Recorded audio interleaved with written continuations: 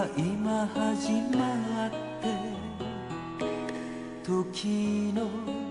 流れのままに心遊ばせこの私は誰を尋ねるあてもなくまるで詩人のように景色に染まって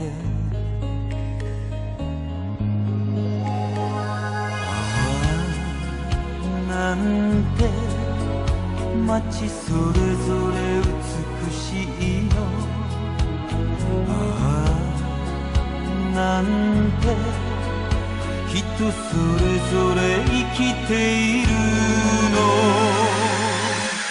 昨日今日明日変わりゆく私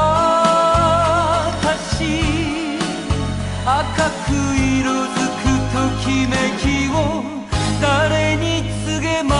しょう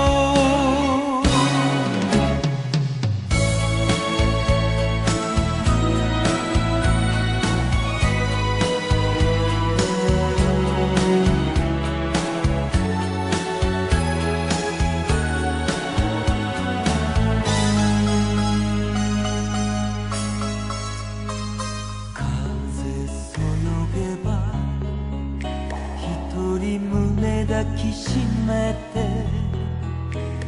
愛の不思議を思うと息を漏らして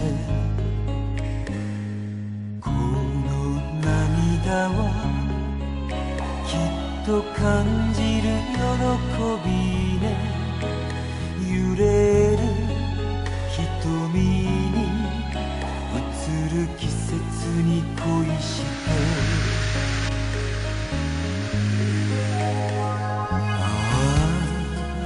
なんて